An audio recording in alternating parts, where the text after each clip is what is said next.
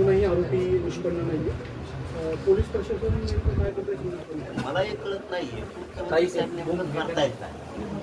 इतकी क्रूर जर हत्या झाली तर ही कळाल्याबरोबर तुम्ही याच्यात ॲक्शन घेणं गरजेचं। जर स्टेटमेंट देताना यांचा एक बांधव सांगतोय की खून केला आणि खून केल्याच्या नंतर त्याचा मांस नेऊन टेबलावरती ठेवला, तर या क्षणाला मुख्यमंत्र्यांना वाटायला पाहिजे होतं की या राज्यातली लेक बाळ आमची आहे, लवकर ॲक्शन घ्या आणि यांना वडीदाना बांधून या आरोपींना ठेवू नका।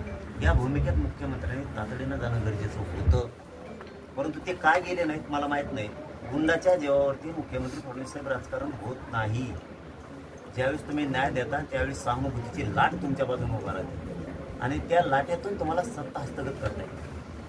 असे गुंड वापरून सत्ता कधी हस्तगत करता येते। जर असं एक घर जर तुमच्या विरोधात जायला लागलं तर राज्यातले 13-14 कोटी जनता तुमच्या विरोधात गेलेली तुम्हाला माहीत पण होणार नाही। म्हणून आमची विनंती की 25 तारखेला या परळीच्या गावकऱ्यांनी रास्ता रोको ठेवला। मुख्यमंत्री साहेबाला मीडियाच्या माध्यमातून जाहीरपणा मुंडेताईच्या घरातून जाहीरपणा नावावर करून सांगतो की त्यांची SIT आणि CIDची मागणी की तातडीनं या 25 तारखेच्या रास्ता रोकोच्या आत गठीत करा आणि आरोपी अटक करा अशी त्यांची मागणी। ती पण या 25 तारखेच्या आत तुम्ही मंजुरी द्या, त्याला मान्य करा। ती SIT CID दोन्ही गठीत करा।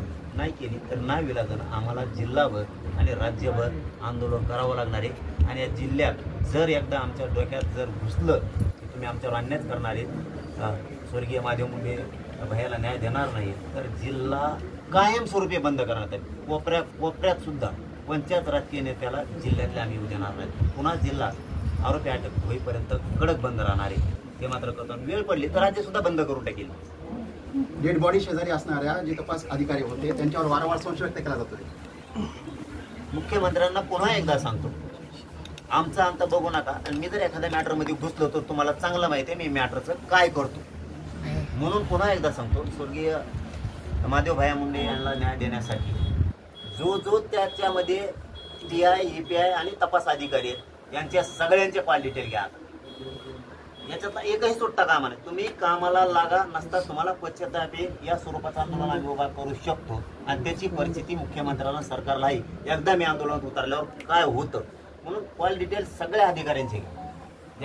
ज्यांनी यांनी निवेदन दिलं नसेल तर हे 2 दिवसात तुम्हाला पुन्हा पोच करतील की कोण आरोपी अटक करायचे आणि कोणाकोणाचे शिडे काढायचे, काय परिस्थिती आहे हे सगळ्याबद्दल ते एखादं पुन्हा निवेदन देतील। आणि मुख्यमंत्री साहेब मला एक इथं आल्याच्या नंतर खूप वाईट वाटलं, इतकं हताश झालंय कुटुंब। नवऱ्याचं मांस मारल्याच्या नंतर सुद्धा टेबलावर नेऊन ठेवलंय। ती माऊली जर तुम्हाला वेळ मागते, मुख्यमंत्री साहेब तुम्हाला जर 5 मिनिटं वेळ द्यायला नाही तर याचे सुद्धा परिणाम वाईट होतील। तुम्ही लक्षात ठेवा, तुम्ही या कुटुंबाला तातडीनं वेळ द्या। आता त्यांच्या वैदीला त्यांनाही बोलतो थोड्या वेळात, कारण या मॅटरबद्दल मी सगळी त्यांना आता माहिती विचारणार आहे आणि मी या मॅटरच्या मागे लागलो आहे।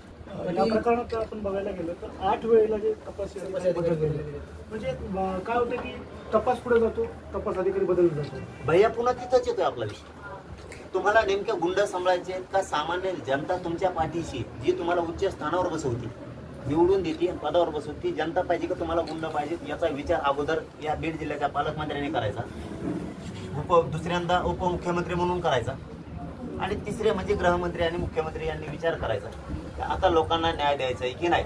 तुम्हाला द्यायचा नसेल तर लोक न्याय खेचून घेते ना, त्यावेळेस तुम्हाला खूप अडचणीची परिस्थिती निर्माण होईल। म्हणून तुम्ही यांच्या 25 तारखेला रास्ता रोका, 25 तारखेच्या आत आरोपींना अटक करू, SIT CID सगळ्या नेमून घ्या। आणि त्यांनी वेळ जर मागितला त्यांचं म्हणणं मुख्यमंत्री साहेब तुम्ही ऐकून घ्या। एकीकडे सांगितलं जात आहे की आरोपी निष्पन्न होत नाहीयेत आणि एकीकडे बाळा बांगर स्वतः सांगतात की आरोपी कोण आहेत त्यांना माहीत आहेत। आता बघू ना, मी म्हणलोच ना, आता आलो ना, मी सगळं ऐकून घेतलंय, सगळी माहिती घेतली। ते कोणाकोणाला अटक करत नाहीत, का करत नाही, हातपाय धोनच मागायला पण मी एवढं महिनाभर थोडा मोकळा पाहिजे होतो। तुम्हाला उद्यापासूनच झटका दाखवला असता काय स्वर्गीय मुंडे यांना न्याय कसा मिळत नाही महादेव भैया ते लगेच सुरू केला असता, पण सुरू केलाय तरी पण आजपासूनच आता माझा फोन केलाय, तुम्हाला कळन बदल कसा असतो त्या, तुम्हाला आजच बदल कळन। पाटील, ज्या हत्या प्रकरणामध्ये विशेष पाहायला गेलं तर ज्यावेळेस आदी मुंडे यांच्या पत्नी पोलीस स्टेशनला गेले होते त्याच्यानंतर एका बंगल्यावरून फोन आला होता आणि तो फोन वाल्मिक कराडचा होता. नंतर तपास थांबला गेला असं देखील सांगण्यात आलेलं आहे. कुठेतरी दबाव होईल. मी तर आज समजून घेतलंय आता की कोणी बी असून दे, इथं आपण एकदा तारायला लागलो ना तर मग मागं सरकत नसतो.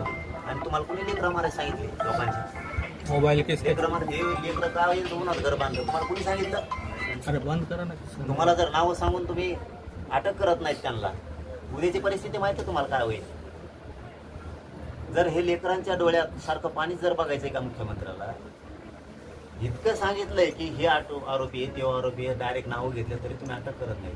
तुम्हाला वाटतं का मुख्यमंत्री साहेब किंवा तुमच्या हाताखाली जे जे नेते तुम्ही घेतलेत गुंड, यांच्यावर राज्य चालणार आहे? आणि तुम्हाला वाटतं त्याच्यावर चला आम्ही सगळे जर भिडल्यावर आता वेळ आणू नका. मला जास्त या घरातून बोलायचं नाही कारण हे दुःखी घर आहे.